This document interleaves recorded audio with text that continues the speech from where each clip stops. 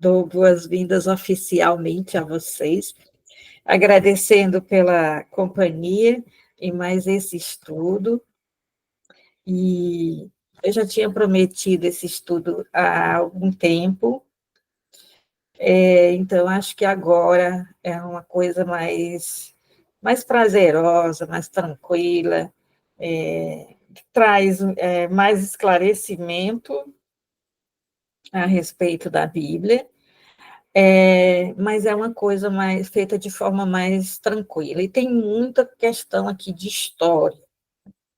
Então, também eu espero que o pessoal que vê a gravação possa ir acompanhando, não é? Com tranquilidade, esperando que o conteúdo vá progredindo. Eu sei que muita coisa que eu vou falar aqui vocês já sabem, mas a gente tem que partir de um ponto. E a maioria é coisa de história mesmo, e isso aqui são fruto das minhas primeiras aulas no curso de teologia. O curso de teologia tem uma matéria chamada Introdução à Bíblia, que é pré-requisito para as outras matérias de Bíblia, e a gente começa, assim, as primeiras aulas são exatamente sobre a origem da Bíblia, como que surgiu, não é? E depois a gente vai falando um pouco de outras coisas que ajudam a entender a Bíblia, e só depois é que as outras matérias vêm com os outros textos bíblicos, propriamente dito, não é? Então, vamos lá, não é? Espero que o Espírito Santo nos conduza nessa jornada, e eu espero que vocês falem aqui, os que estão na aula síncrona, né? Falem no final aquilo que lhes incomoda, que sente dificuldade de aceitar ou de entender, porque às vezes mexe um pouco com o que a pessoa sabe sobre a Bíblia, ela recebeu de como é que a Bíblia foi escrita, né? E as pessoas que veem a gravação, não se acane, coloque no comentário do YouTube, não é? E vamos caminhando, isso aqui é o alicerce. Então, para fazer um alicerce, a gente vai ter que cavar, fazer um buraco, tirar bastante terra, né? Então, algumas coisas têm que sair, né, para dar o espaço para a gente colocar realmente essas pedras que podem sustentar um conhecimento posterior, tá bom? Então, vamos lá. Nós vamos começar com esse tema, o livro da vida, o livro celestial, e já a gente diz que negócio é esse, né? Espero que vocês tenham assistido o Alto da Compadecida, porque tem um pouco a ver com isso, né? Então, vamos lá, né? Como é que tem essa questão de livro sagrado, né? Como que aparece em diversas religiões essa coisa de livro sagrado, né? No Egito também tem livro sagrado, na Mesopotâmia tinha livro sagrado, o Islã tem livro sagrado, que é o Corão, né? E aí vai. Então, como é isso, né? De onde foi que surgiu essa ideia, essa afirmação, e também como foi que os livros da Bíblia começaram a ser escritos, tá? Então, a primeira pergunta que os meus alunos fazem quando eu ensino essa matéria, geralmente sou eu, sobre introdução à Bíblia, é quando e por que os judeus começaram a escrever a Bíblia, né? Então, começou assim. O rei Nabucodonosor II, rei da Babilônia, né? Numa política de expansão territorial, de, de domínio sobre o território que tinha antes sido conquistado pela Assíria, teve um império mesopotâmico anterior, não é? Então, a Síria é um dos povos da Mesopotâmia. A Mesopotâmia é uma região entre o Eufrates e o Tigre, dois grandes rios, né? E por isso se chama Mesopotâmia, porque quer dizer terra entre rios. Né? E então a primeira grande nação da Mesopotâmia foi a Assíria, que dominou o Antigo Oriente, né? Ali tudo, desde a região próxima ao Eufrates e ao Tigre, também sobre a terra, né, prometida ali, tudo isso fez parte do Império Assírio. E depois desse Império Assírio veio o Império da Babilônia. Né? Então, é o século VI, 586, século VI antes de Cristo. Apesar dos calendários terem mudado muito ao longo da história, né, como vocês viram no ano passado, quase por essa época, aquele curso sobre o Ano Novo, teve vários calendários e fica, às vezes, difícil de calcular os eventos do passado, mas aproximadamente 586 a.C., foi a primeira caravana dos deportados, não é, da terra de Judá, do antigo reino de Judá. O reino de Judá é o reino, as tribos que ficam bem ao sul, não é, daquela terra que a gente chama de Israel, ficavam ao sul. O reino do norte já não existia mais, né, porque das 12 tribos, 10 tribos tinham sido bastante misturadas com outros povos.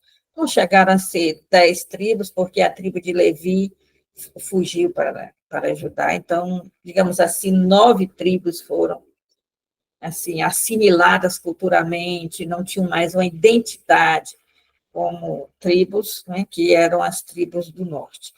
E restaram apenas, assim, com identidade cultural e religiosa, restaram as tribos de Judá, né, de Benjamim e de Levi, que não tinha território, vivia ali em função do templo.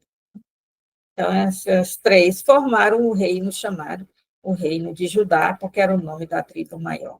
Então, esse reino, que durou alguns séculos, ele foi vencido pelo rei Nabucodonosor e suas elites. Não foi todo mundo que foi em caravana, então, não iria ser viável isso para o rei.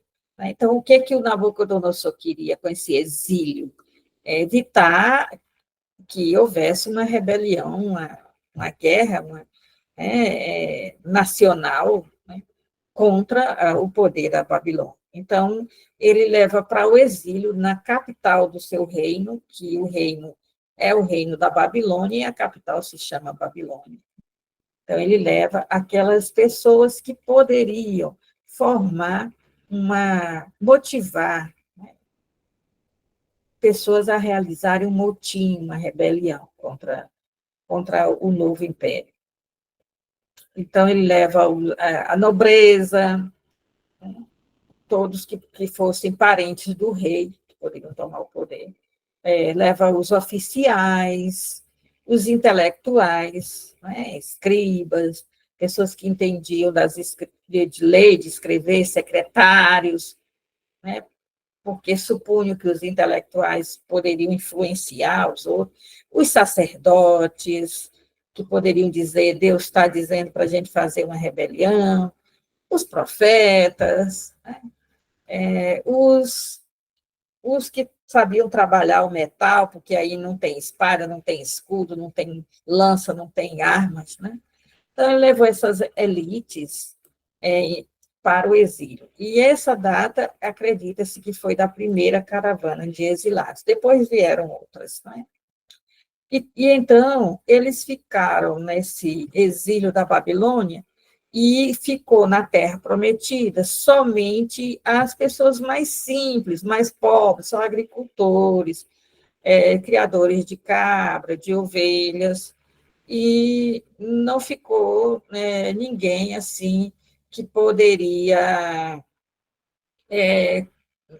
causar algum problema para Nabucodonosor. Esses exilados, eles tinham esperança, é muito interessante que eles tinham a esperança primeiro, de que eles mesmos voltariam para a terra da onde saíram. Né? Eles mesmos, Deus os traria de volta à sua terra. E aí, então, outros diziam, não seremos nós. Né? O tempo foi passando e foram ver que a coisa não seria tão fácil assim. Chegar outras caravanas de exilados. Então, eles viram que não seriam eles a voltar para a terra, mas para motivar seus descendentes, né, as gerações que viriam, seus filhos, ou seus netos, seus bisnetos, a quererem, quando fosse possível, voltar para aquela terra de origem, né, a chamada Terra Prometida, que essas pessoas quisessem, e que essas pessoas, essas gerações futuras, não só quisessem voltar para a terra dos antepassados, mas mantivessem, de alguma forma, mesmo vivendo numa terra estrangeira, a sua identidade cultural, né? sua religião, suas leis, né? suas liturgias, né? Suas festas religiosas. E tal. Então, a solução seria registrar por escrito a coisas que eram fundamentais para que as novas gerações tivessem a mesma identidade que eles. Né? Que não acontecesse com seus descendentes aquilo que aconteceu com as 9 tribos, que perderam a identidade, foram miscigenando, né? E então desapareceram. Né? Alguns não desapareceram por completo, é claro, mas a maioria sim. Né? Então, para poder manter, não é, as tradições, as crenças, as leis religiosas e a identidade cultural para as novas gerações, eles resolveram registrar isso. Então, o único objetivo de começar a escrever no exílio não foi criar um livro inspirado, não foi porque eles ficaram em transe e foram, né, tomados por uma entidade religiosa, espiritual, qualquer coisa assim, que pudesse fazê-los escrever. Não foi isso, foi uma coisa de caso pensado. Precisamos que os nossos descendentes sejam como nós somos, acreditem no que nós acreditamos, tenham os costumes que nós temos, tenham a identidade cultural que nós temos, e por isso, quando for possível, que esses nossos descendentes, ninguém sabe quando, possam ir para a terra de onde saímos e continuar essa nossa identidade para sempre. Então, você vê que isso que foi feito no século VI a.C. ainda existe. Um judeu que nasce no Brasil, ele tem muito da cultura brasileira, mas ele, antes de tudo, ele tem a cultura dos antepassados. Ele é judeu.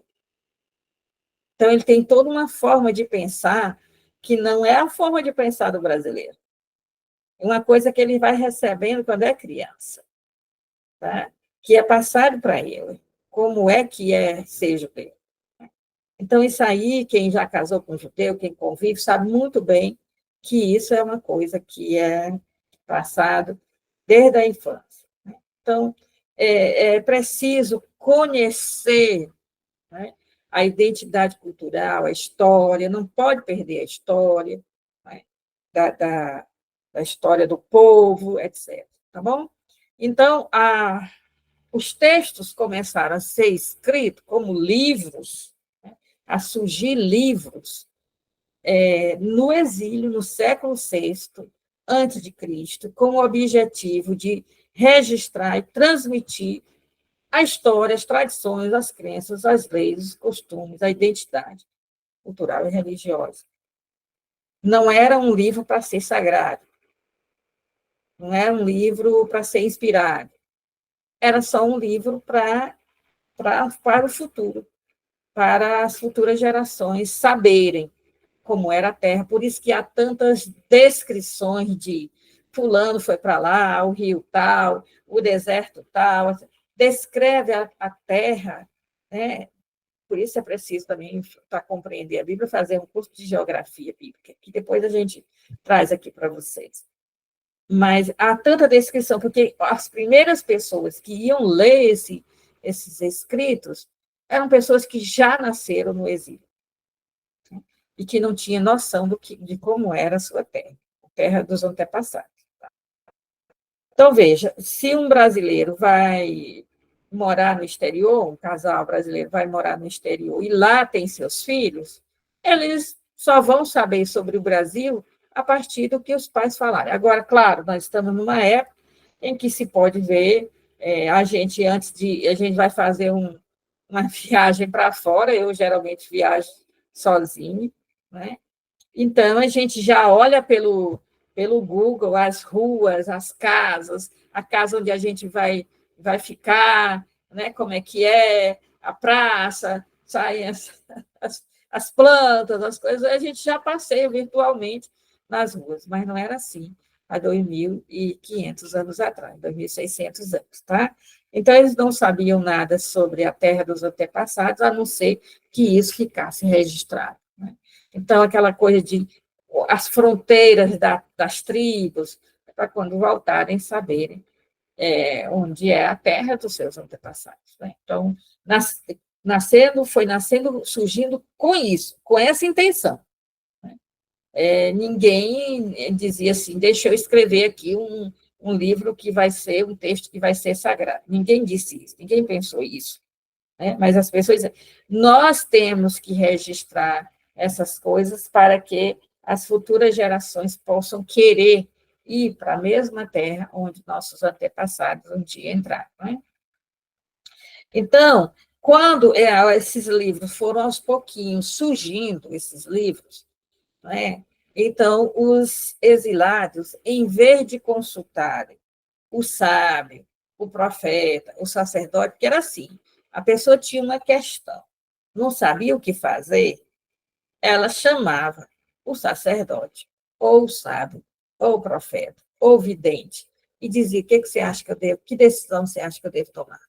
Né? O que será que é a vontade de Deus? E escutava essas pessoas. Agora, no exílio, o que se faz é recorrer ao livro. Pode até ser que o sábio, o profeta, o sacerdote ajude a compreender a partir do que está escrito, mas as pessoas recorrem ao livro. Então, se uma pessoa no exílio tivesse em dúvida sobre que decisão tomar na vida, então ela iria até esses que guardavam esses escritos e perguntava assim: o que você acha que eu me aconselho? Me dê uma ideia, que decisão devo tomar? Espera aí que eu vou consultar os livros. E aí dizia, olha, aqui esse profeta tal, né, tem esse texto, e eu acho que é a partir daqui, né, que você pode, essa história te inspira, você pode, a partir daqui, você tomar melhor sua decisão. Mas recorria ao livro. Então, o livro está substituindo um papel de vidência.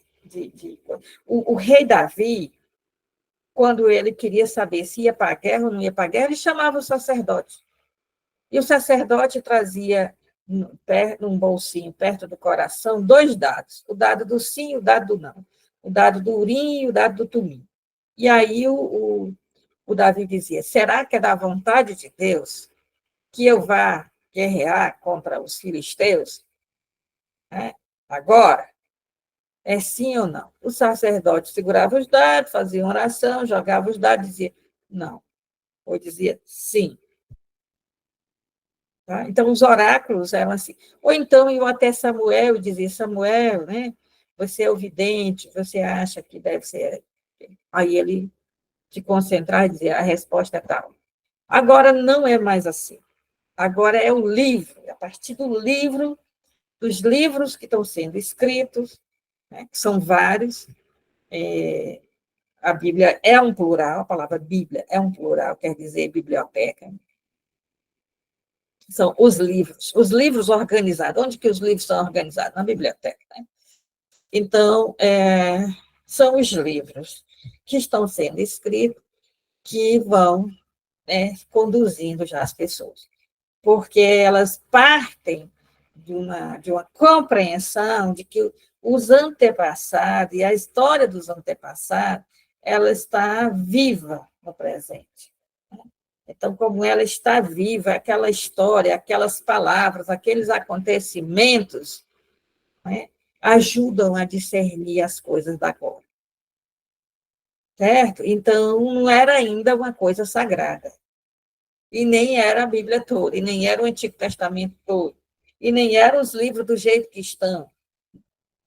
Livros estavam sendo escritos, mas ainda não eram da forma como nós temos hoje. Né? Então, isso aí é muito importante, porque alguns alunos falam assim, professora, eu já li vários livros que falam que os textos bíblicos são confiáveis, eles foram realmente transmitidos. Eu disse, espera aí, vamos com calma. Depois que esses livros foram declarados sagrados, aí eles só copiam, porque não vão mudar um texto sagrado. Mas, enquanto não foi sagrado, se poderia acrescentar ou tirar coisas. Então, vamos ver. Quando você pergunta se pode confiar no texto, que é o mesmo texto sempre, vá com calma. Né? Porque a Bíblia não nasceu Bíblia. Certo? Ela não nasceu texto sagrado. Ela nasceu com um propósito prático.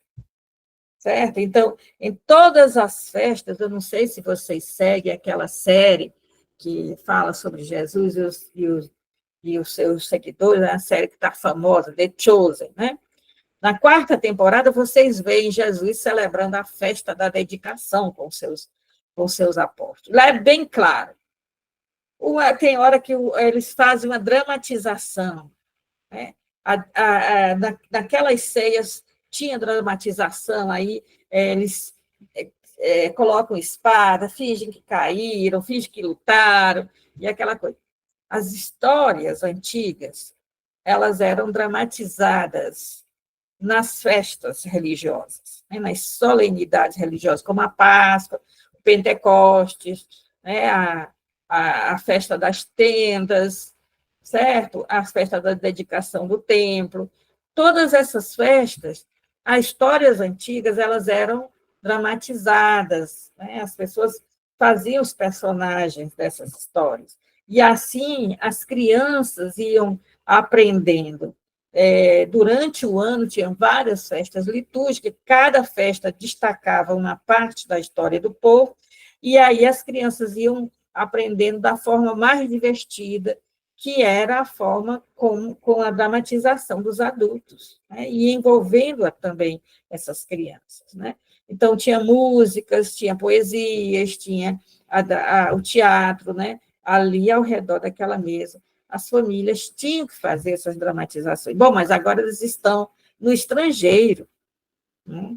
Então, não tem mais um tempo para eles irem para ver a dramatização, não tem mais. E aí eles pensam: espera aí, quando nós que viemos da nossa terra, nós não estivermos aqui, como é que os nossos filhos e netos vão manter essas histórias e celebrar essas festas?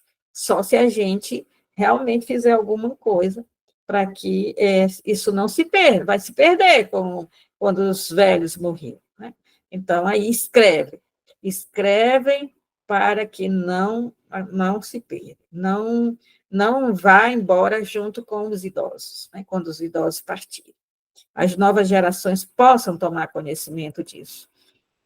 Bom, então, e a fé em um livro sagrado? Como é que esse livro que nasceu com um propósito prático de manter as tradições, de manter as crenças, de manter os costumes, de manter a história, né? Como é que isso se torna um livro sagrado? Bom, eles estão na Babilônia, e na Babilônia tem a crença, né, naquela região da Mesopotâmia, aqueles povos têm a crença em livros sagrados, a divindade ela tem um livro da vida, né, das pessoas, e ela tem o nome das pessoas, o local onde as pessoas nasceram, a família de quem, né, tem o fichamento, tem o banco de dados, né? Então, isso tudo está lá, Deus tem um livro. Então, cada um que vem para cá, ele escreve, né, é fulano, é da família tal, né, é da região tal, e ali abre aquela ficha naquele livro e vai anotando ali coisas a respeito de como deve ser a vida. Então, eles acreditam que esse livro da vida tem os planos de Deus, né, para o futuro, e também o destino daquela pessoa, ou seja, a Ilha eu vou mandar lá para o Piauí, né, Castelo do Piauí, e para ela, vou dar o dom dela para ela de ser professora, de ensinar, e aí ela vai fazer um trabalho de estudos bíblicos, tá lá anotar. Então, esse seria minha função, minha tarefa nesse mundo, meu destino nesse mundo, certo? E aí é escrito lá se cumpriu, não cumpriu, quando descumpriu, etc. Então, seria aí o livro da vida. E nesse livro da vida, também tem o tanto de tempo que a pessoa deveria viver, etc. Então, é um planejamento bem consistente que a divindade fazia a respeito das pessoas. E lá no Ano Novo, voltamos ao curso sobre o Ano Novo. No Ano Novo, as pessoas tinham que fazer um momento de penitência antes de começar essas festas de Ano Novo, né, que a gente viu no curso, o Rosh Hashanah, o Ano Novo, em que todas as pessoas faziam um tipo de pedido que o mundo não acabasse ali, né? E que as pessoas pudessem ter o seu nome conservado no livro da vida, porque se não tivesse o nome conservado no livro da vida, não iria viver até o final do ano. Então, era para garantir que iria viver aquele ano inteiro, né? O nome tinha que estar lá, garantir o nome lá, sem ser apagado do livro da vida, né? Então, nós temos vários. Esse livro celeste é um livro de Deus, dos deuses ou de Deus, que é, ao mesmo tempo, um livro da vida, onde está a orientação que Deus dá a respeito da vida das pessoas. Um exemplo disso é o Código de Hammurabi, que nós vimos no curso sobre a arqueologia e Bíblia, né, que é uma pedra, né, um basalto, né, bem extenso, né, comprido, e que em cima tem uma divindade entregando, né, aquelas leis ao rei Hammurabi, que era um rei babilônico antigo, um rei caldeu, né, com aquelas normas. Então, por isso, também, que um livro de Deus, um livro celeste, ele pode dar para alguém nesse mundo, esse livro celeste. E por quê? Porque nesse livro celeste tem como que as pessoas devem se conduzir. Então, tanto tem a vida do indivíduo, como o indivíduo deve se conduzir, como de um país, né? Então, se acreditava que o rei Hammurabi fosse escolhido pelas divindades da Babilônia, e aí, para que ele não falhasse, não tropeçasse, não fizesse algum dano em relação ao povo, a divindade deu normas para ele, que ele e o povo deveriam cumprir. Então, quando os exilados eles vão ficando lá na Babilônia, o tempo vai passando, e eles tomam conhecimento dessa cultura que fala nesse livro celeste. E aí já desperta. É interessante, porque aí começa a uma crença em que esses livros que estão sendo escritos, na realidade, são modos de Deus dizer como será o destino das gerações futuras, que leis essas gerações futuras têm que cumprir, como devem ser os seus costumes, o seu modo de ser, tudo.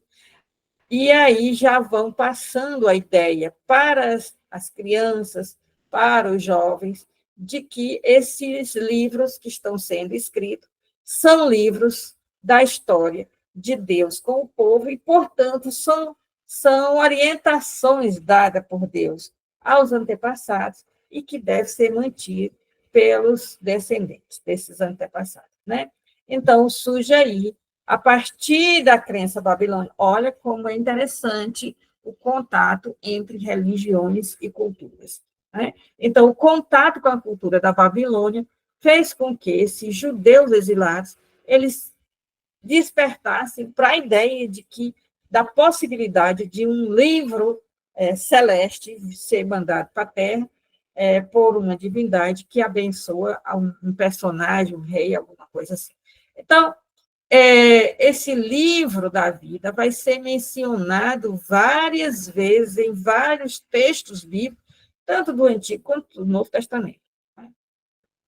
Em hebraico, ele chama Sefer. Sefer não é um livro qualquer. Se você pega um livro, um romance, uma poesia de Castro Alves, um livro de Mário Quintana, um livro de Carlos Drummond de Andrade, não é o Sefer, que são livros de literatura, mas não tem um caráter sagrado, não tem um caráter de importância. Então, o Sefer, ao pé da letra, seria um escrito, ou uma escritura, um escrito. Né? E Sefer, Raim, né? Esse CH é o R gutural. Né? Esse Raim é a vida. Né? Então, Sefer, Raim. Né? Então, ele é mencionado, quer dizer, ao pé da letra, o livro da vida. É mencionado em Salmo, mencionado no Apocalipse, 2 vezes, né? Apocalipse 5, versículo 1 e 3, o capítulo 6, né? O capítulo 8, do capítulo 8 até o 10, né? Fica mencionando esse livro, o Apocalipse 20, o Filipenses 4, né? Paulo menciona esse livro da vida. Claro que Paulo está falando isso de forma simbólica, ele realmente não acha que Deus pega um livro e entregue, né? Então, vamos sempre lembrar que é uma cultura muito simbólica. Então, a forma de dizer que um livro tem alguma instrução divina, não é ali ainda a Bíblia, não pensa em Bíblia, pensa em Sagradas Escrituras, né? Mas ele pensa num livro que vai orientar o futuro. Então, esse livro que vai orientar o futuro são livros que têm normas de convivência, normas que ajudam as pessoas a fazer o bem, e tem também coisas, tem pecados, tem coisas de pessoas que são coisas para não ser cumpridas, né? Tem os bons exemplos e os maus exemplos, porque toda boa história tem o príncipe, a princesa, tem a bruxa, toda fábula tem uma raposa e tem um sem defeso, tem um leão e tem não sei o quê. Então, tem que ter os personagens, o protagonista, o antagonista, para que as pessoas façam discernimento sobre bem e mal. Né? Então, começa aí o livro de Deus, o livro sagrado que Deus dá para o ser humano, né? Que faz parte de um livro da vida que se mantém lá no céu. Então, não é o livro da vida que volta para a Terra, que vem para a Terra, quer dizer. Que vem para a Terra é parte desse livro de Deus, mas o livro da vida fica lá junto de Deus. Né? Então, aqui para o hebreu vai ser um livro da aliança, né?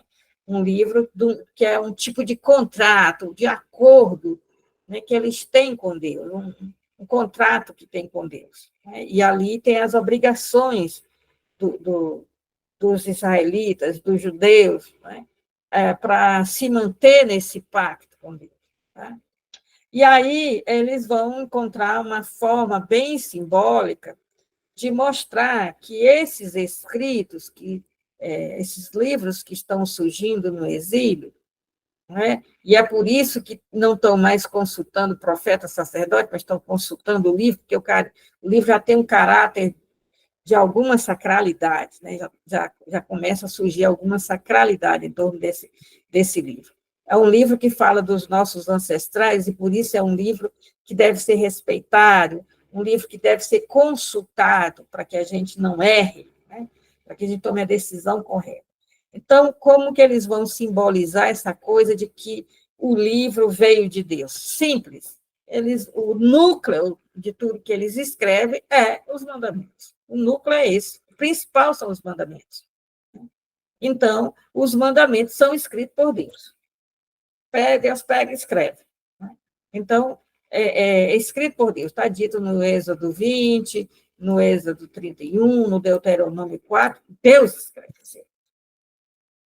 Mas aí nós temos um problema, que se o livro foi dado por Deus e é dado numa pedra igual o Código de Hammurabi, obviamente, o Código de Hammurabi, ele é marcado por essa lenda de que a divindade deu essa pedra escrita para Hammurabi para que todos pudessem cumprir aquelas normas, aqueles mandamentos, né? Porque, afinal de contas, aqueles mandamentos são mandamentos da divindade. Então, eu não posso simplesmente não cumprir.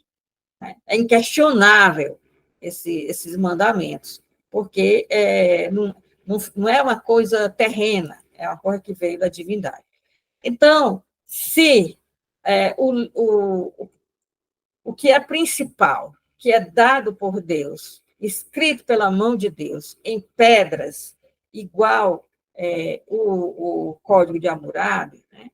Então, não pode ser mexido, não pode ser interpretado, não pode ser transcrito, tem que ficar lá naquela pedra.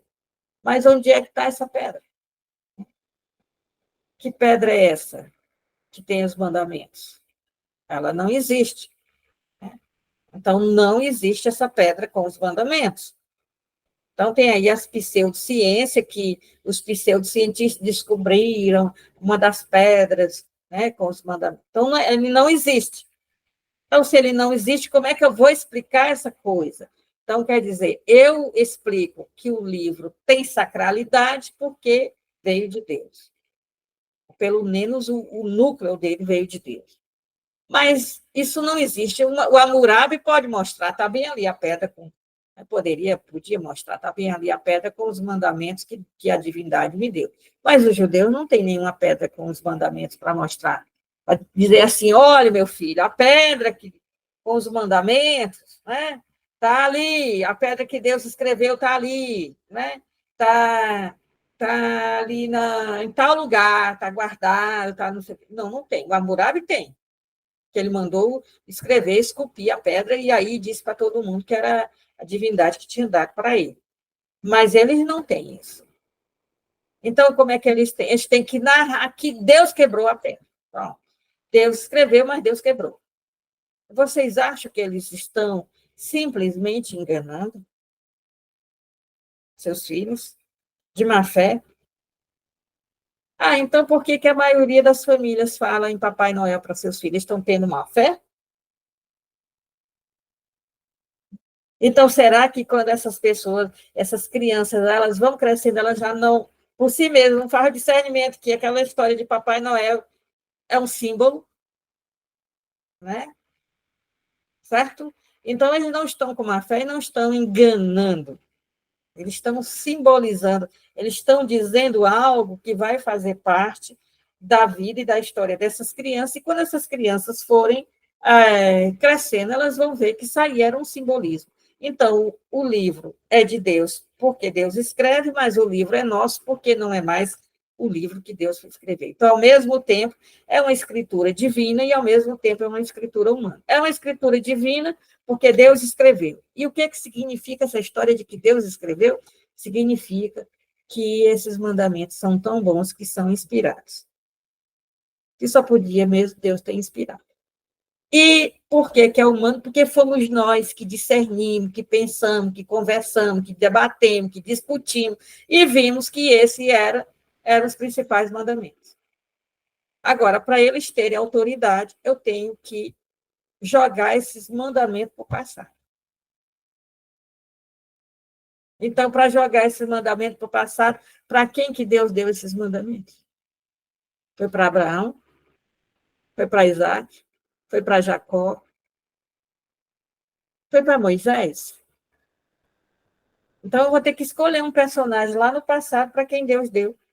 Olha, esses nossos costumes, essas nossas tradições, essas nossas normas, essas nossas leis, esses nossos preceitos, a maioria isso foi passado por tradição e tradição e tradição, e a maioria dos nossos ancestrais dizia que isso remontava a Moisés. É claro que tem coisa que não é da época de Moisés, então não poderia ser Moisés. Mas tudo que foi legislação se atribuiu a Moisés. Então, foi a Moisés que Deus deu as tábuas. E quando Deus quebrou, foi Moisés que pôs por escrito de novo. Tá? Então, vejam, há um simbolismo aí, que vem de Deus, Deus escreveu. Que é humano, Moisés escreveu. Então, é uma escritura que pode mudar, essas leis podem mudar, porque elas não estão escritas pelo dedo de Deus. Então, elas podem ser atualizadas, elas podem mudar. Com isso, esses escritores do exílio já dizem para os seus descendentes: olha, vocês podem atualizar essas normas. Na hora que uma norma não tiver mais nada a ver, você pode tirá-la, ou você pode modificá-la, ou você pode ver o sentido dela.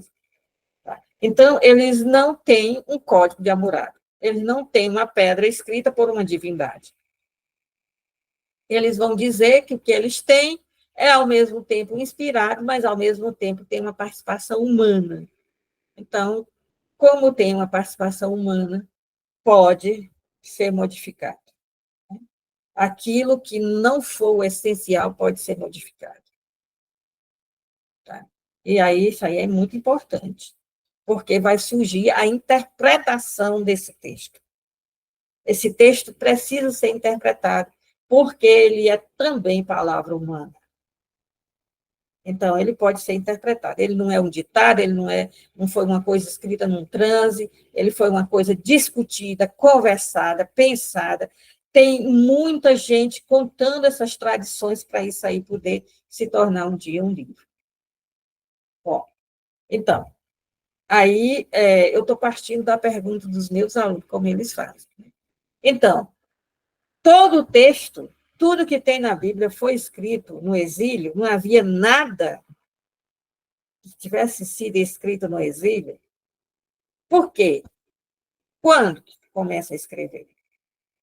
Primeira coisa, gente, é o seguinte: povos e povos viveram naquela região do Antigo Oriente Médio, naquela terra de Canaã, que a gente chama de terra prometida, e não existe nada, nada sobre esses povos, a não ser a menção deles na Bíblia, porque durante séculos as tradições foram mantidas nessas dramatizações. Olha aqui eu vencendo o rei de Edom, olha aqui o rei Davi vencendo o rei de Moabe, olha aqui não sei o quê, certo? Então foram tendo, esses povos foram sendo mencionados. A gente reza um salmo que diz assim: Deus derrotou Og, Deus derrotou o soberano de Baçã. Quem foi o soberano de Baçã? Quem foi esse Og? Né? Agora, por que esses povos desapareceram sem deixar nenhum vestígio? Porque não tinham a escrita. Porque eles foram dizimados sem deixar ninguém que contasse, descendentes que contassem a história. E eles não tinham a escrita. Então, espera aí, eu não posso ter texto escrito na época de Abraão, porque não havia a escrita entre os judeus, não havia escrita. Tá? Então, a escrita vai surgir depois. As tradições vêm antes, a escrita vai surgir depois. E a escrita vai surgir baseada no alfabeto fenício, que já é baseado em outra coisa. Certo? Então, primeira coisa é essa, gente. Sem um alfabeto, não há escrita. Sem escrita, não há como preservar. Porque eu escrevo uma coisa aqui, mas ela é importante, Aí, se ela é importante, quando ela estiver se desgastando, meu neto vai escrever, como tem aqui o Eclesiástico, que começa assim: eu encontrei esse livro nos pertences do meu avô, resolvi copiar e traduzir, porque achei muito importante esse livro. Tá? Então, quando há escrita, e a escrita realmente é forte, é importante, ela é copiada, e vai sendo copiada ao longo dos séculos e chega até nós. Né? Mas tem que haver o alfabeto, tem que haver um sistema de sinais que faça com que aquele povo possa se expressar e deixar alguma coisa para o futuro, né? Então, nós temos, por exemplo, menção aos filisteus no Antigo Testamento, várias vezes nós não temos nada sobre os filisteus, né? Porque não havia escrito, certo? Então, temos que primeiro pensar isso. Segunda coisa, né? Então, nós vamos ver o seguinte: tradições orais foram passadas de geração em geração e provavelmente existiram por séculos antes de serem escritas. Se Abraão viveu em 1900 e pouco antes de Cristo, não tem escrita naquela região. Não tem como escrever nada sobre Abraão. E quando é que se começa a escrever alguma história de Abraão? Quando surgem os reis, quando existe uma corte, quando eu posso contratar escribas, que são pessoas que sabem ler e escrever. Eles podem começar a transformar sinais, a criar alfabeto. Então, os reis do século X, né? No século X começam os textos curtinhos, a história de como Abraão quase sacrificou o seu filho. Por que, que eu escrevo essa história de Abraão quase sacrificou o filho? Porque eu quero dar uma lição moral. Não sacrifique seu filho. E por que, que eu devo convencer as pessoas a não sacrificar o filho? Porque todo mundo sacrifica o filho mais velho. Todo mundo. É a cultura do momento. Todos os povos, o tempo todo, todos os povos, todas as famílias de todos os povos sacrificam o primeiro filho. Mas se Abraão tivesse sacrificado o primeiro filho, não existiria judeu, porque o seu filho era único e ele já nasceu quando os pais estavam numa idade avançada. E por que então que Abraão sacrificou seu filho? Porque Deus disse: não precisa, Abraão. Sacrifica um cordeiro no lugar dele, que eu aceito. Então, é uma história que não é escrita por qualquer motivo, mas é uma história que foi escrita só para dizer assim: não é para sacrificar o filho primogênito. E foi assim que surgiu a história de Abraão. Não tinha nada a ver com Deus pedindo, não tinha nada a ver com o teste de fé de Abraão. Era um texto que foi escrito só para dizer o seguinte: não sacrifique seu filho. Séculos depois, né? Então, eu escrevo isso no século X. Quando for no século VI, que eu estou no exílio, essa história vai ter outra conotação. Porque no século VI, ninguém mais sacrifica primogênito. Então, não é mais uma história para dizer não sacrifique seu filho. É uma história de Abraão para mostrar que ele tinha fé acima de qualquer coisa. Então, eu já dou outra conotação à história antiga. Tá? Então, essa história de que Abraão não sacrificou o filho existiu por séculos e séculos e era dramatizada, não é? nas festas, nas liturgias. Como que Deus disse: não, eu aceito um cordeiro no lugar da criança. Então, textos curtinhos, é só aquele pedacinho. Abraão não sacrificou o filho. Ou então, Abraão conseguiu, por meio de uma estratégia de sabedoria, driblar um rei poderoso que queria matá-lo. E queria matá-lo para poder ficar com a esposa dele. Então, também se contava isso, para dizer, olha, a gente tem que ser esperto, os adversários estão em todo lugar, é preciso agir com sabedoria, é melhor driblar, nem que seja mentindo, mas driblar, sobreviver. Tinha essa história. Então, que textos existiam antes do exílio? Né? Textos pequenininhos, bem curtinhos, né? E começaram na época da monarquia, porque na época da monarquia os reis podiam pagar secretário para escrever. Então, os primeiros textos curtos foram relatos individuais. Não era livro, é uma página de pergaminho, uma página de papiro. Né? O principal deles, como que os reis chegaram ao poder. É preciso contar a história de como Saul se tornou rei. É preciso contar a história de como o Davi se tornou rei. É preciso contar a história de como Salomão se tornou rei. Então, eles escreveram os anais reais, que são mencionados, não é, várias vezes no Antigo Testamento. Que são esses anais reais? São crônicas anuais. Primeiro tem uma crônica de como aquele ali se tornou rei, depois terminou o ano, conta, o rei venceu fulano, beltrano e cicrano. Essa foi a façanha do rei. E tem mais, não se escreve de qualquer jeito. Se escreve uma coisa bem exagerada, bem mirabolante. Não sei se vocês estão lembrando, mas no curso sobre arqueologia e Bíblia, a gente viu que tem o mesmo texto, né, a Estela de Mecha, contando. Né, nós temos um texto quase igual ao texto da Bíblia. A única diferença é que lá no achado arqueológico, quem vence é o outro rei. E na Bíblia, quem vence é o rei judeu. Né? Mas, então, outra coisa que era escrita antes do exílio. Genealogia. Genealogia de quem? Dos reis. Fulano é filho de Cicrano, que é filho de Beltrano, para mostrar que ele tem direito ao trono. Genealogias. Mas, olha, genealogia não vai em nome de todo mundo, não.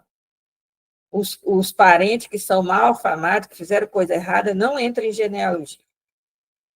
Tá? Então, alguém da família se distanciou daquilo que a família esperava, o nome dele não aparecia em genealogia. Né? Tá? Depois, então, o que os reis precisam? O que se escreve? O que o rei precisa? O rei precisa mostrar como ele chegou ao trono. O rei precisa mostrar de quem que ele é filho. O rei precisa mostrar que ele faz o papel dele. Então, tem um resumo do ano, né? Nos anais reais. Lista de genealogia para mostrar quem são os antepassados daquele rei. Outra coisa que precisa, salmos, alguns salmos. Por quê? Porque existe, primeiro existe o santuário, depois existe o templo, tem que cantar, tem que louvar a Deus, tem que pedir, tem que saber que orações que são de tristeza, oração que são para abençoar o rei, oração que é para abençoar a capital, oração que é para abençoar qualquer indivíduo, é preciso ter alguns salmos, certo? Então, isso aqui é preciso, então surgem os salmos. Depois, vão surgir alguns provérbios. Por quê? Porque provérbio é uma forma extraordinária de passar um conteúdo de sabedoria da forma mais simples, mais condensada. Então, existem muitos na corte, os sábios, eles produzem provérbios. No livro dos provérbios tem vários provérbios produzidos na corte de Salomão, na corte de Ezequias, provérbios estrangeiros, né, provérbios de reis estrangeiros. Então, muitos provérbios vão surgindo na época dos reis. Nada disso pode ser considerado texto inspirado e texto bíblico, mas é o primeiro passo. Não é? Quando chegam no exílio, eles vão colocar esses textos que surgiram antes do exílio, eles vão começar a organizar em livros. Então, quando surgiu os livros do Gênesis? Gente, surgiu durante muito tempo. Pedaços estão antes do exílio, pedaços estão durante o exílio, pedaços estão depois do exílio. Não é assim. Ninguém sentou para escrever o livro do Gênesis. São várias tradições, em várias épocas. Os livros foram surgindo devagarinho e não surgiram como livros sagrados. Tá? Eles depois foram canonizados, ou seja, depois eles foram tidos como sagrados. Depois, mas não quando estão escritos, nem quando terminam de ser escritos, não. Certo? Então, outras coisas que surgiram antes do exílio.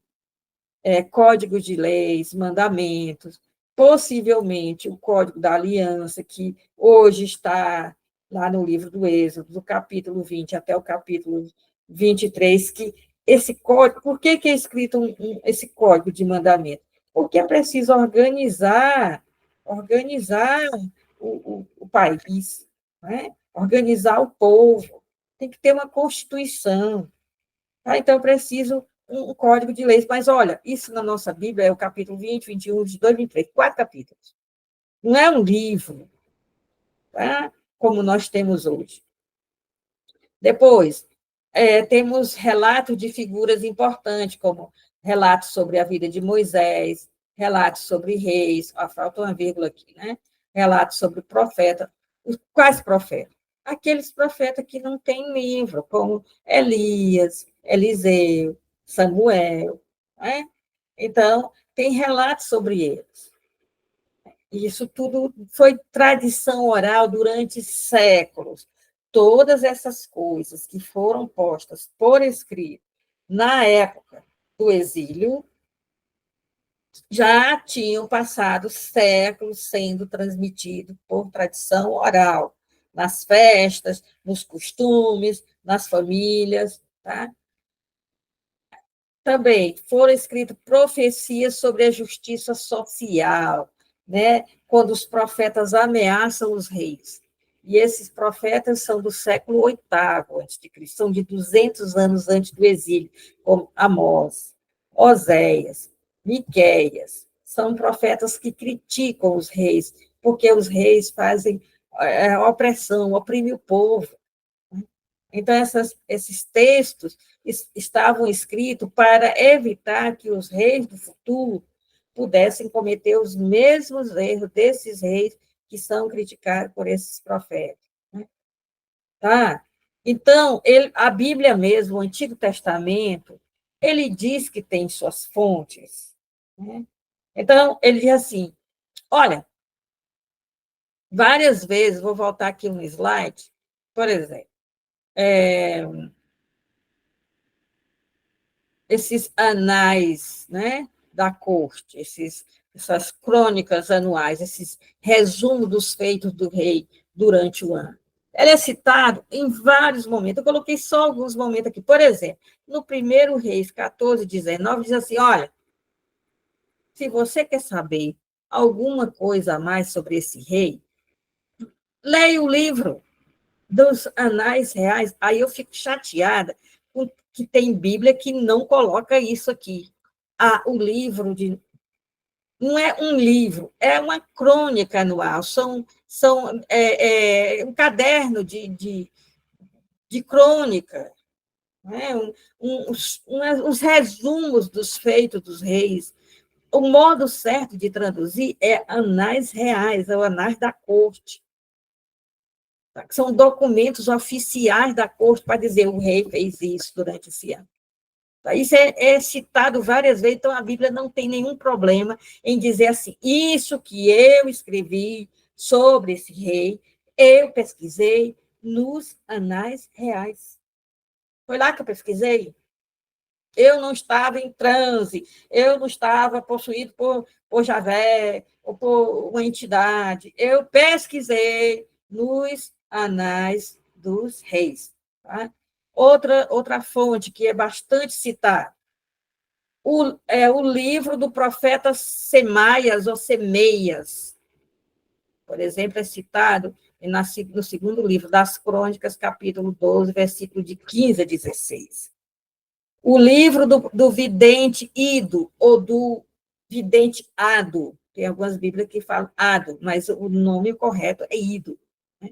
O livro do vidente Ado, eu pesquisei lá. Se você quer saber mais alguma coisa, vai lá e olha.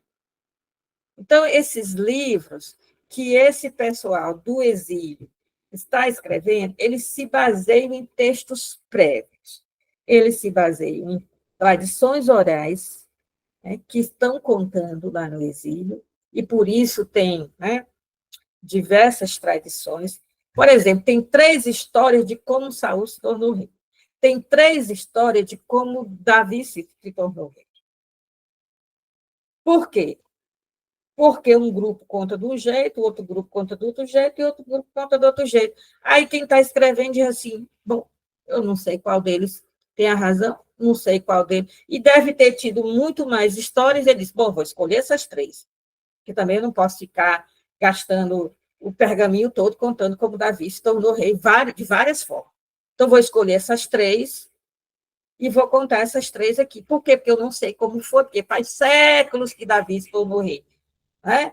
Então, Davi se tornou rei há séculos atrás, estou escrevendo agora.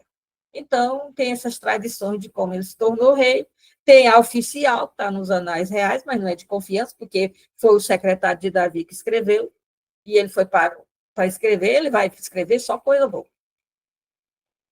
E tem as que o povo conta. E as que o povo conta tem essa divergência. Então, eu vou colocar tudo. Vou colocar essas 3. Tá certo? Então, depois eu posso trabalhar com vocês em outro curso, essas diversas tradições que aparecem na Bíblia, uma do lado da outra, que as pessoas não notam. Tá?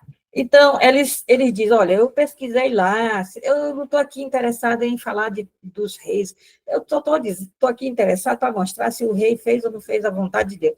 Detalhes da vida dele, você olha lá nas crônicas anuais, ou então você olha lá no livro do profeta Semaias, ou você olha lá no livro do vidente, Ido. Né? Então, são fontes em que ele pesquisa. Então, os escritores do exílio, eles tanto têm alguma coisa já escrita, mas pouquíssimas, e ele tem o pessoal, os diversos grupos que contam as tradições. Então, ele vai usar material escrito, pouquíssimo, e material da tradição. E aí ele vai formando esses livros. Tá? Então, por que o livro das crônicas cita, não é, esse livro do profeta Semaias, ou Semeias, esse livro do vidente Ido, o videnteado? Por que ele cita? Porque dá autoridade, né? Porque são pessoas conceituadas, são escritos antigos. Então, ele está querendo dizer, olha, esse livro que eu estou escrevendo, ele é digno de você acolhê-lo, aceitar o que está escrito aqui, porque eu estou citando fontes conceituadas. Né? Então, quando um aluno da gente faz uma monografia e escreve na monografia uma bobagem qualquer que está em algum site da internet, a primeira coisa que eu digo, meu querido, isso aqui é um trabalho que precisa ter uma consistência acadêmica, científica. Você não pode citar essa fonte. Isso aqui não é fonte para você. Procura um pesquisador, vai ler um livro de um pesquisador de respeito sobre esse assunto. Então, é isso que ele está falando. Olha, ninguém está aqui escrevendo livro sagrado. Portanto, as pessoas estão só escrevendo livros, com o objetivo de que as gerações futuras possam manter, né, a nossa identidade, nossos costumes, etc. Tá? Então, ele mostra que realmente a pesquisa dele existe confiabilidade no seu relato, porque ele está citando livros antigos, livros conceituados, né? Então, é muito importante que a Bíblia cite essas fontes, né? E também coloque lado a lado as tradições diferentes, porque, né, isso mostra como foi o procedimento de surgimento do livro da Bíblia. Quer dizer, a Bíblia mesmo mostra como foi que ela surgiu. A Bíblia mesmo. Ela mostra como foi que surgiu. A Bíblia, olha, eu pesquisei no profeta Ido. Eu pesquisei no livro do Semeias. Eu pesquisei nas crônicas anuais. Tá bom? Então, ela mostra que existe tradições e tem salmo que diz assim, os nossos pais nos contaram, né? E aquilo que nossos pais nos contaram, nós transmitimos, que faz várias menções a tradições orais, que duraram séculos, e que essas tradições orais eram contadas de forma teatral, então elas não têm nenhum objetivo de ser uma coisa científica exata que retrate o que Abraão viveu. Não tem. Elas têm uma conotação ética moral, elas são da mesma forma que as fábulas, elas servem para instruir as crianças e os jovens no bem e evitar o mal. Não, então, ninguém tem nenhum objetivo de falar tal e qual aconteceu com Abraão. Mas a história de Abraão é para dizer faça assim e não faça assim. É para incutir moral nas pessoas, certo? E pronto. Então, outra pergunta, né, que é importante nesse contexto é por que os relatos sobre os patriarcas, o êxodo, o deserto, a entrada na terra e sobre os juízes são tão extraordinários? Por que é tão... Em primeiro lugar, porque vieram da tradição popular, que durou séculos, de forma contada de geração em geração. Segundo, porque eram narradas de forma dramatizadas, né? Então, esses filmes, né, com efeitos especiais, eles ficam na nossa imaginação, eles mexem com a nossa imaginação, eles ficam na nossa memória, e a gente assiste e não vê o tempo passar. Então, as histórias do passado, as tradições que vão de pai para filho, não é uma velhinha sentada dizendo assim, meus netinhos, vocês nem sabem, um dia, nosso patriarca, não é isso. Pelo amor de Deus, tem que ter alguma coisa caindo do céu, tem que ter um anjo aparecendo para almoçar com Abraão, tem que ter fantasia, tem que ter exagero, tem que ter efeitos especiais. Não é? Que graça que tem o versículo que diz assim: os fugitivos do Egito chegaram à beira do mar e lá vem um exército atrás deles. Aí, o que acontece? Eles começam a orar. Quando for amanhã de manhã, nós vamos ser mortos. E aí, então, Deus faz com que o vento que vem do deserto, o vento quente, que tem um nome chamado siroco, ele baixa a maré do Golfo de Suez. E aí a gente pode atravessar, porque a maré está baixa, ninguém precisa nem nadar, nem de barco. Que graça que tem isso! Ninguém vai decorar uma coisa dessa. Moisés levantou mão, fez assim, mar, para um lado para o outro, duas muralhas. A gente vai passando no meio das duas muralhas, peixinho de um lado, peixinho do outro, barão do lado, barão do outro, não sei o quê, e a gente atravessa. E na hora que a gente termina de atravessar, os egípcios vêm e aí as águas se fecham e morrem tudinho afogado. Isso é dramatização. Esses efeitos especiais é que fazem a gente lembrar. Mas os versículos que diz que a maré baixou porque veio um vento do deserto, também está lá. Só que ninguém presta atenção neles, porque eles são chatos. Agora que abre mar, e o mar abre, isso aí todo mundo sabe, né? Todo mundo sabe, todo mundo gosta, tá certo? Então, são extraordinários porque são contados assim, com esse objetivo de ser decorado, de mexer com a imaginação, de transmitir, de dramatizar e de dar aquele conhecimento moral, impregnar, né, os espíritos daqueles ouvintes com a conotação moral desses relatos. Né? Então, eles também mostram um caráter de sobrenaturalidade, né? Para que se diga que não é o esforço humano que resolve as coisas todas, mas Deus mesmo conduz as pessoas. né? As coisas não se resolvem só com a nossa inteligência, com o nosso modo de entender que é mínimo, né? Deus é que faz as coisas, Deus é próximo. Gente, quando chega os 3 anjos para almoçar na casa de Abraão, é para dizer assim, ó, você já prestou atenção que a pessoa que você encontra quando você vai trabalhar, o que você encontra quando você vai no mercado, quando você vai comprar frutas e verduras, pode ser anjo? Você já pensou que um desconhecido pode ser um anjo? O que é anjo? A palavra anjo significa mensageiro, ao pé da letra. Ela é usada na Bíblia tanto para quando uma rainha manda um mensageiro, o Abraão manda um mensageiro, e quando Deus manda um mensageiro. Ela tem a mesma palavra. Malaque, em hebraico, é o mensageiro. Agora, o tradutor, quando é Deus que manda o mensageiro, ele coloca anjo. Quando é um ser humano que manda o mensageiro, ele diz mensageiro. Tá? Então, pode ser um mensageiro dos céus, uma pessoa que você encontra um desconhecido. Eu tenho uma lembrança muito boa de que eu estava no ônibus, eu era adolescente, estava no ônibus, onde estava muito cheio, a minha pressão começou a baixar, eu estava com cólica menstrual, eu tinha tomado muito analgésico para poder ir para a aula. E quando eu estava descendo o primeiro degrau do ônibus, eu desmaiei, eu não me lembro de mais nada. De mais nada, eu só me lembro que apagou. E eu me lembro da sensação de estar rolando, que era um barranco. E eu fui lá para baixo. Eu não sei o que foi que houve, que ninguém notou isso. E o ônibus se mandou. E todo mundo desceu naquela parada ali, naquele ponto, e foi correndo para atravessar sinal, para não sei o quê, para não sei o quê, e eu estava lá embaixo, desmaiada.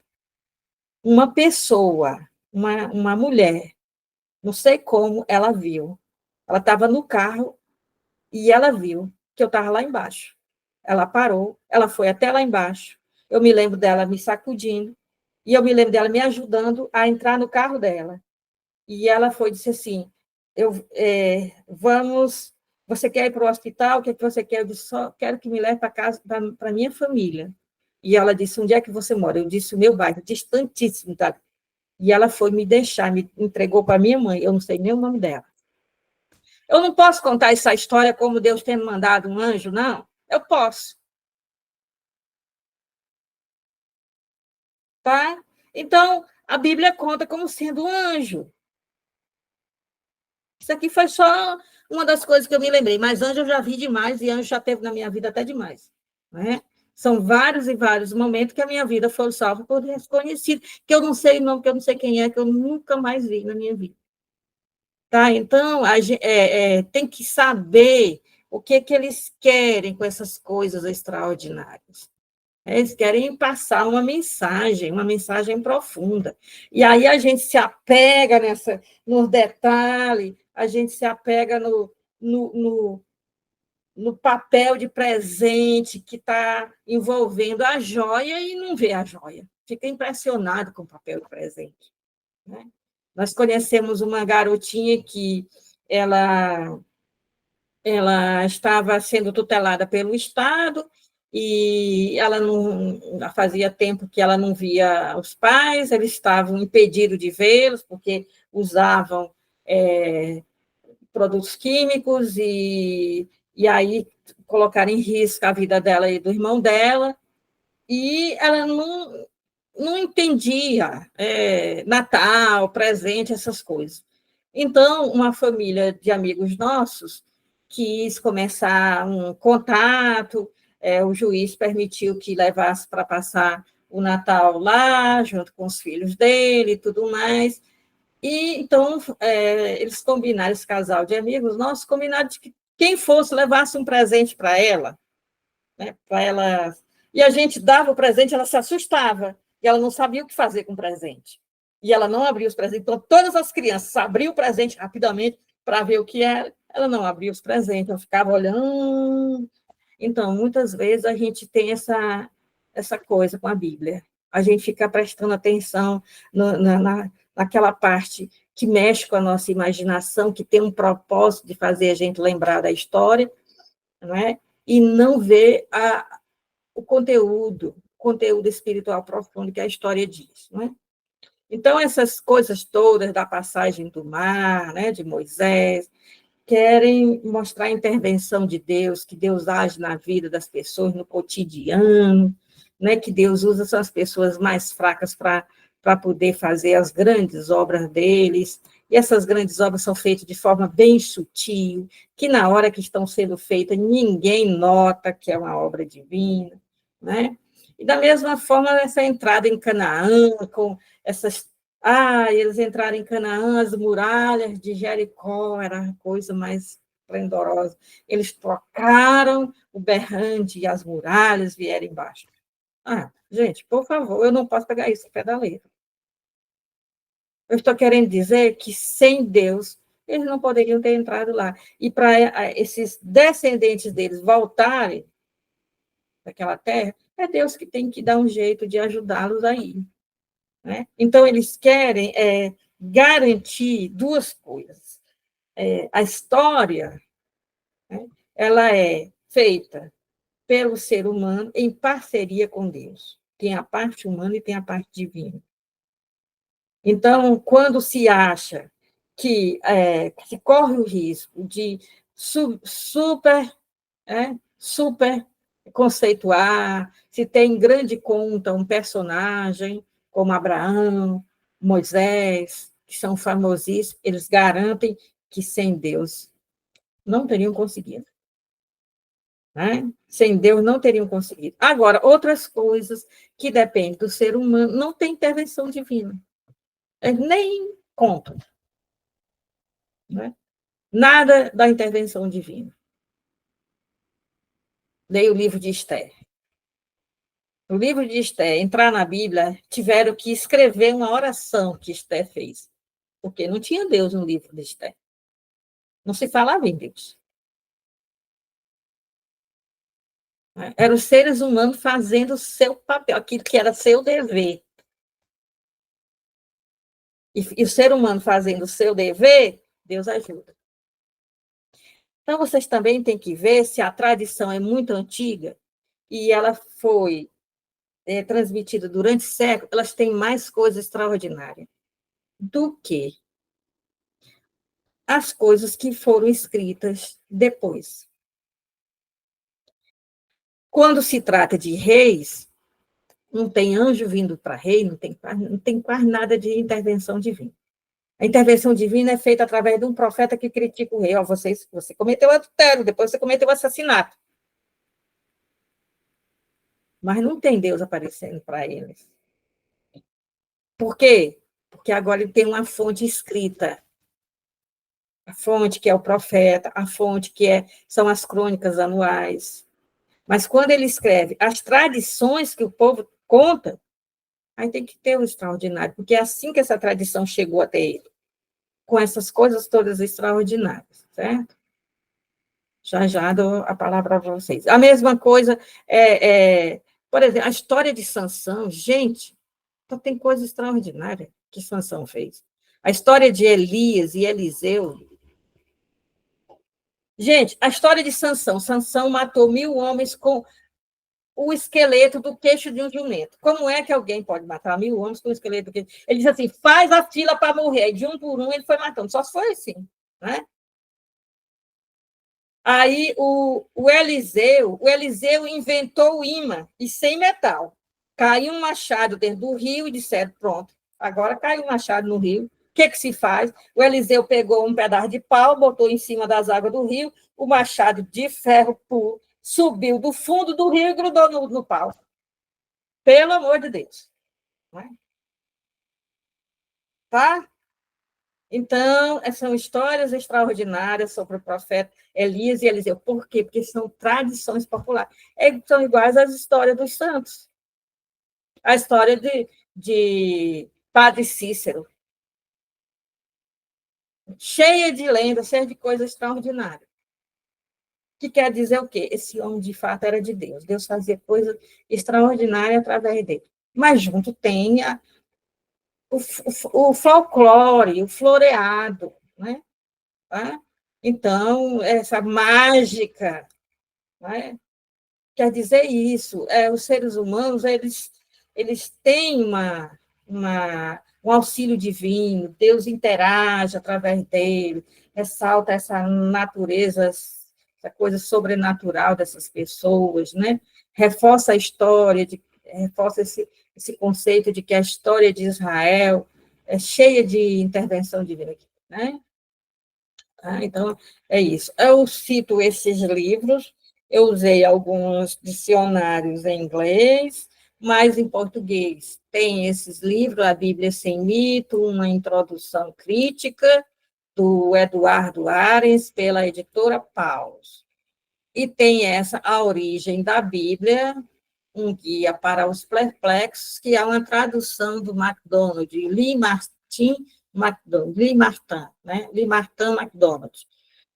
Essa parte aqui, esse livro aqui, ele é mais a história de como esses livros foram canonizados. Tem alguma coisa, pouca do que eu falei aqui, mas é esse aqui. Todas as vezes eu vou citar alguma bibliografia, porque as pessoas dizem, você fala, aí você não diz bibliografia. Querendo aprofundar, tem essas coisas aí em português. Agora, vai ser tal qual eu fiz? Não, porque eu uso vários outros textos, né, que não estão em língua portuguesa e outras coisas mais, tá? Bem, vou ceder agora a vocês para ouvir vocês, mas queria mostrar que em dezembro nós vamos fazer um curso que vai ser uma preparação para o Natal. No ano passado nós fizemos aquele coisa sobre o Ano Novo, né? Esse é sobre João Batista, o precursor. A gente vê de forma mais profunda a história de João Batista, que às vezes ela nos escapa, né? Eu queria falar para vocês sobre João Batista, que é um tema que eu gosto muito, né? E quem sabe a gente faz uma boa preparação para o Natal. Bem, então agora é com você. Eu tenho assim muita dificuldade de entender as questões bíblicas, assim, da origem da Bíblia. E aí eu fiquei assim talvez eu não tenha entendido realmente, mas quando chegou no exílio, por exemplo, a senhora falou das tábuas e das leis. Aquilo era totalmente novo, ou eles só melhoraram a questão das tábuas, ou eles criaram realmente coisas que não eram da tradição deles? Essa é uma pergunta. A outra pergunta que eu tenho, que veio junto com essa mesma explicação, é sobre as autorias, que talvez a senhora vai falar ainda. A maioria dos livros do Velho Testamento não foram escritos por quem está escrito lá. Mas como chegaram-se a eles? É mais ou menos isso. Tá. Essa questão da autoria, eu vou falar depois, porque nenhum dos autores... Primeiro que não foi um só, né? Primeiro que foram tradições, depois alguém escreveu um pouquinho sobre Abraão, o outro lá na frente escreveu outro pouquinho, o outro lá depois escreveu, então não tem um autor. Depois, mesmo que fez a redação final, não colocou nome. Por quê? Porque na antiguidade não soava bem alguém que escreve algo sobre uma cultura, uma fé de um povo, dizer esse livro é meu. Porque o conteúdo não é dele, não saiu da cabeça dele, ele deu um formato, ele fez uma redação. Não é normal uma secretária de um empresário dizer, fui eu que escrevi isso aqui. Secretária não escreve carta, a carta é de quem assina. Sabe? Aquela carta tal que eu escrevi, escreveu nada. A carta é de quem assinou. Né? Então, não existe um ghostwriter, um escritor fantasma que coloca sua biografia para vender e se tornar um best-seller. Ele não é autor. O autor é você. Esse é o nome que está no livro. Certo? Então, uma pessoa que faz... Eu escrevi vários livros que saem com o nome CNBB, Conferência Nacional dos Bispos Brasileiros. É o autor dos Bispos do Brasil. Não é a Ilha que é a autora. Mas eu escrevi, foi fruto dos meus estudos. Só que me pediram e saiu com oficialmente como sendo uma palavra da CNBB. E quantas vezes um papa, um bispo, não pede a um teólogo escreva sobre esse tema bem aqui, depois ele assina?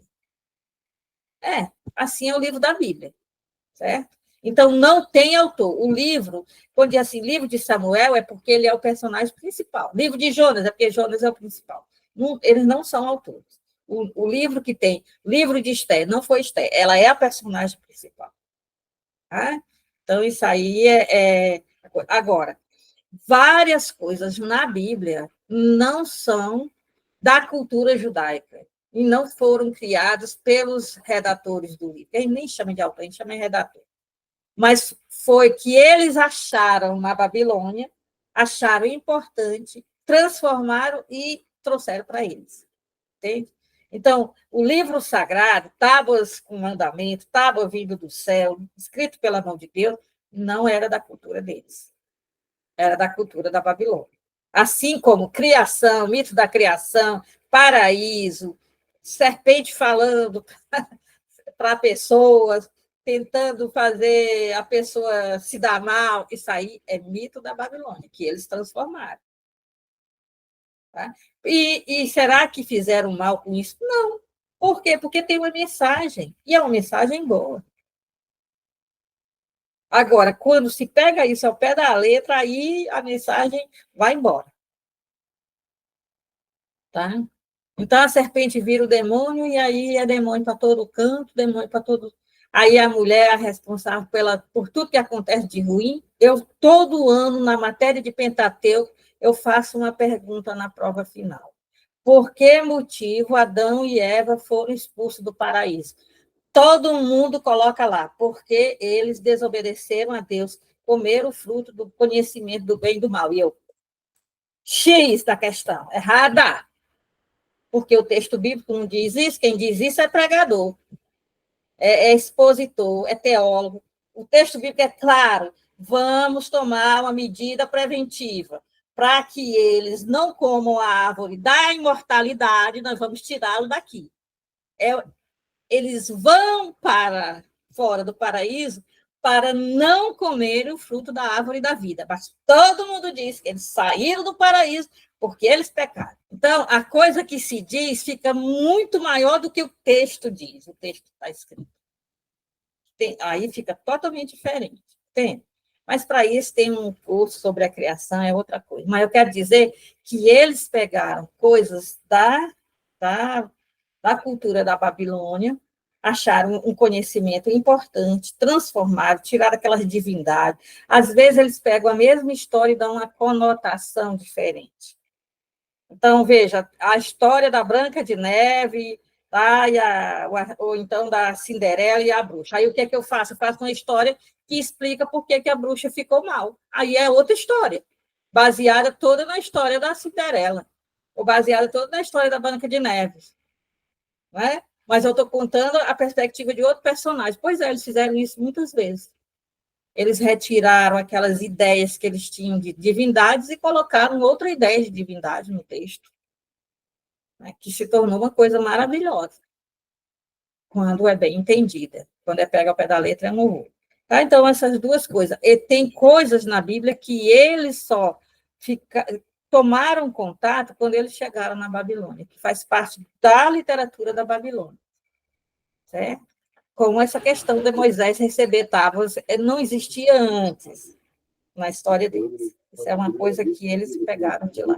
Como isso, que não era tão forte, e eles eram uma parte só dos judeus, encontrou com os outros judeus e se... Isso foi assim. Isso. Houve um choque. O livro de Esdras, Neemias tem um choque, né? Entre esses descendentes de quem escreveu os livros, quando eles vêm, ele vem com toda a mentalidade do livro, e ele entra em contato com quem ficou na terra, que é descendente de quem ficou na terra, né? E que vê a coisa do outro ponto de vista, do ponto de vista de quem ficou. Mas aí, como quem foi, era elite, era intelectual e trouxe a literatura, aí aqueles que não produziram literatura não vingou, né? A ideia deles. O que nós temos na Bíblia é a versão de quem foi para o exílio. Existem diferenças dos livros sagrados dos samaritanos para os dos judeus? E outra coisa, pode-se dizer também que os preconceitos com os samaritanos são devido aos anais reais escritos nos livros dos reis? O Pentateuco samaritano, que eles também têm 5 livros que são principais, assim como os judeus, né? Aliás, esses 5 livros, na maioria dessas culturas escriturísticas, tem esses tais 5 livros. Nós também temos. Nós temos o 4 Evangelhos e o Atos dos Apóstolos, que são os principais. Por isso vieram primeiro. Né? Porque esses livros não nasceram juntinho, coladinhos nos outros. Depois nós vamos ver, né, como que eles foram sendo colocados uns ao lado do outro, que ordem foi essa que deram. Mas é diferente, sabe? Então, é por isso que é importante estudar a produção literária dos samaritanos, porque aí a gente vai ter a versão dele. Assim como é importante a gente estudar os apócrifos, porque a gente tem a versão dos apócrifos, certo? O que os autores dos apócrifos pensavam, como eles entendiam as coisas, a divindade, os costumes, as histórias. Tá? Então, a versão que nós temos, que é contrária ao samaritano, é uma versão de judeus, e de judeus que foram para o exílio, e que, quando voltaram, se chocaram com os samaritanos, e começaram a ter preconceito com eles. Né? Porque esses que voltaram do exílio, voltaram, assim, muito orgulhosos, sabe? Então, eles eram aqueles que tiveram a experiência com o divino. Quem ficou na terra, não tinha um sacerdote, não tinha um profeta, não tinha um sábio, não tinha um escritor, sabem lá viver a religião. E aqueles outros pegaram elementos lá dos assírios, dos cananeus, eles também não pegaram? Eles pegaram. E não é segredo, não. Tem lá, no livro dos Provérbios, tem a sabedoria do rei Lemuel. O rei Lemuel não é judeu. Tá? A sabedoria de um sábio da corte do faraó, Amenopete. Está lá. Certo? Então, a Bíblia não é só coisa de judeu. A história de Jó, ela não é originária no judaísmo. Ela foi transformada para ser aquilo ali. Mas tem aquela história de Jó no Egito, tem aquela história de Jó na Suméria, mudando poucos detalhes. Então, também não é uma coisa judaica. Então, mas isso aí é o que se impôs. Então, por que a gente, por exemplo, eu fiz aquele curso sobre os fariseus? Porque a gente fica com uma versão dos fatos, porque a fariseu ficou sinônimo de gente que não presta, que explora a religião para o seu prazer, mas isso aí são alguns textos que me dizem isso sobre alguns fariseus. Não é todo mundo. Então, a mesma coisa eu devo ter em relação aos samaritanos. Eu não posso querer. E aí, Jesus mesmo já ensina. Eu não posso querer raiva aos samaritanos só porque são samaritanos. Quando ele conversa com a mulher samaritana lá no poço, eles têm uma conversa profundíssima, porque ele não teve nem com os discípulos dele. Tá? Então, é a versão, é um modo de pensar de quem veio do exílio, que combate os samaritanos, é coisa que surgiu com o livro de Esdras e Neemias, porque eles queriam reedificar a monarquia davídica, que explorou os samaritanos, e os samaritanos disseram, vocês não vão reinar sobre nós, não. Vocês voltaram, mas vocês não vão reinar sobre nós. Vocês não vão impor a religião que vocês trouxeram, o modo de pensar que vocês trouxeram. Nós temos nossas escrituras, nós também temos a nossa experiência com Deus. Mas aí, esses livros ficaram excluídos para lá. Então, a gente tem que também estudar. E nós, como católicos e cristãos de diversas denominações, acolhemos o Antigo Testamento como livro inspirado, mas nós temos que ver as limitações desse livro também. Né? Textos tão antigos, eu tenho que saber quais são as limitações desse texto, que visão de Deus ele tem, Deus da guerra? Eu posso dizer, Deus está a meu favor e contra outra pessoa? Só se Deus for o Deus da guerra. Agora, se ele é pai de todo mundo. Então, ele não está contra a pessoa que eu não vou com a cara dela. Ele gosta dela tanto que gosta de mim. Ele ama aquela pessoa do mesmo jeito que me amou. Jesus morreu na cruz por ela do mesmo jeito que morreu na cruz por mim. Eu posso estar dizendo, Deus vai me favorecer e vai combater aquela ali? Isso aí é o Deus da guerra lá de Josué, 2.600 anos atrás. Não é? Então, essa coisa do Pentateuco é isso, certo?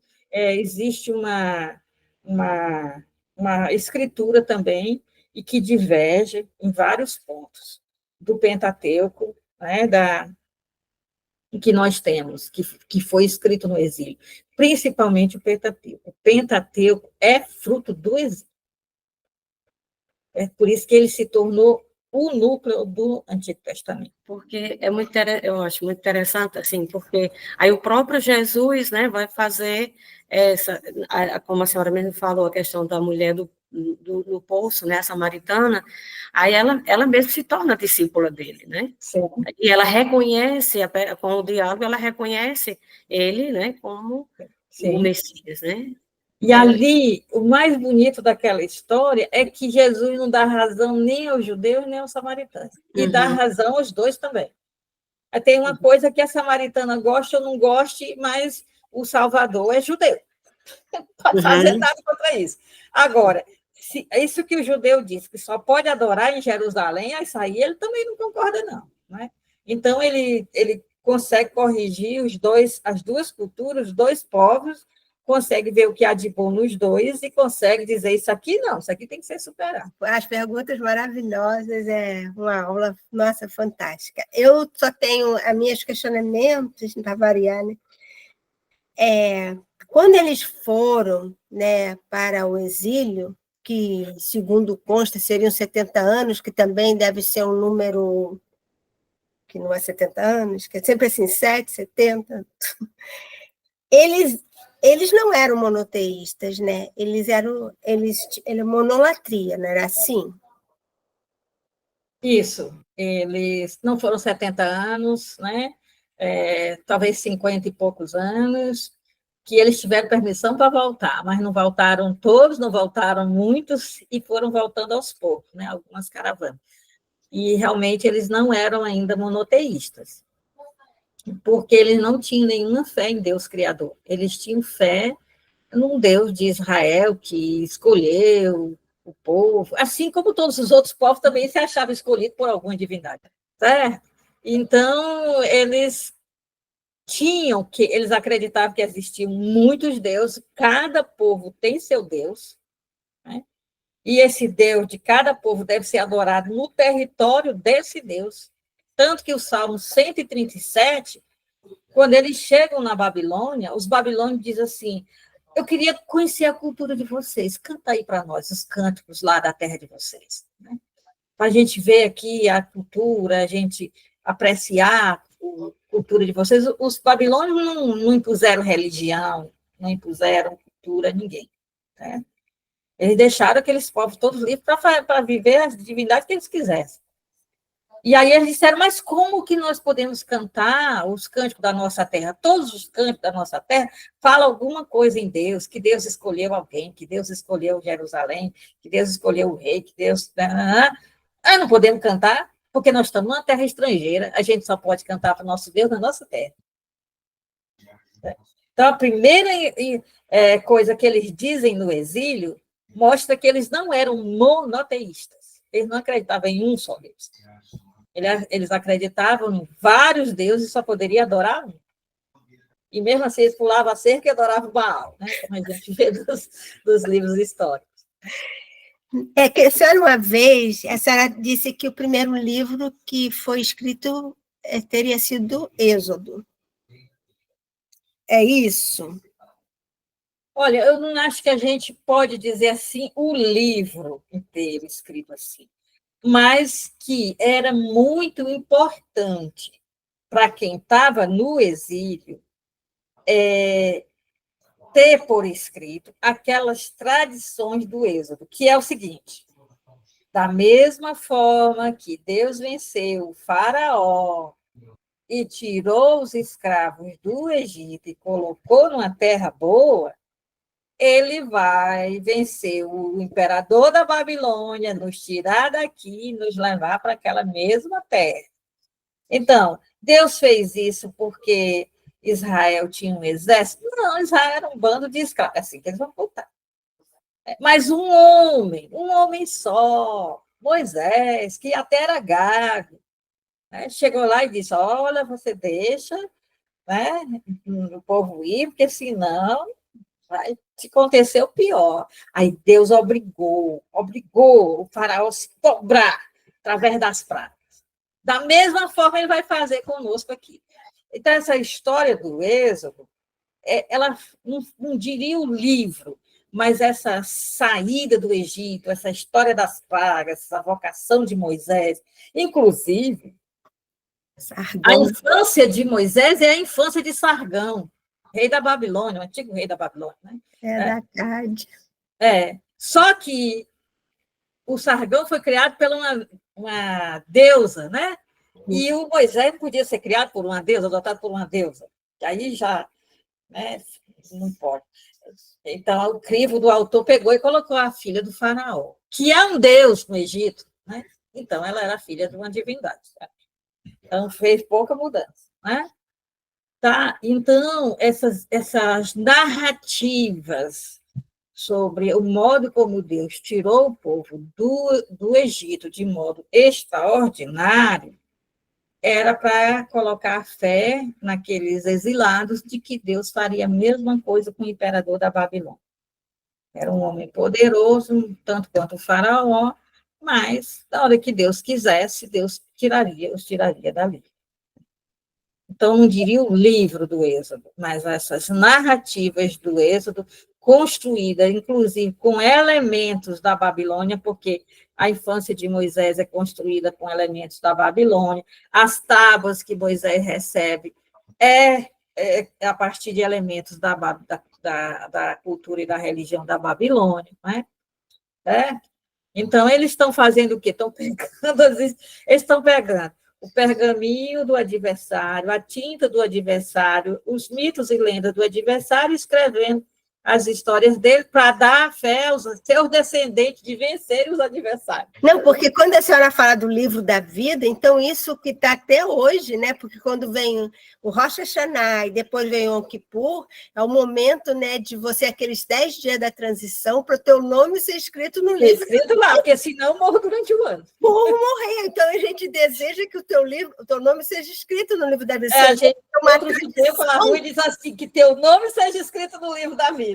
Eu falo com meus amigos judeus esse ano, aí eles dizem para mim, já escrevi teu nome lá. Então, aí quando você vê como a história é fascinante, né? Como eles pegam todos esses elementos e trazem que quando você abre aquilo, como eles utilizam, né, na Torá, é fantástico, né? E é um livro que quando eu tenho um livro aqui que até é a Torá, mas tem lá eles escrevendo, né, que ele diz que a Torá são instruções, né? Eles não dizem que são leis, eles dizem que são instruções para a gente ser um ser humano melhor. Um ser humano melhor. E quando a senhora amplia, e com todas as perguntas que foram colocadas hoje, eu viajei nessa aula. Muito obrigada. Eu acho importante que a gente saiba como a coisa começou, porque ela nos educa. Quer dizer que aqueles judeus, por mais que estivessem insatisfeitos em estarem no exílio, estarem ali na Babilônia, eles conseguiram ter abertura para ver a sabedoria da Babilônia, muito mais antiga do que a dele, uma sabedoria que tinha muito a dizer, que do jeito que estava, né, escrito na Babilônia, não poderia ajudá-los muito, mas se tivesse algumas mudanças, seria perfeito. Então, eles reconheceram que havia elementos divinos naqueles mitos e naquelas lendas, e que isso poderia ser aproveitado. Então, isso é ótimo, porque aí eles abrem a cabeça, Deus é um só, Deus é um só, os povos estão adorando esses ídolos que não existem, Deus é um só, né? E aí é que cai a ficha mesmo para o monoteísmo. E é porque exatamente é isso que eu digo do diálogo interreligioso.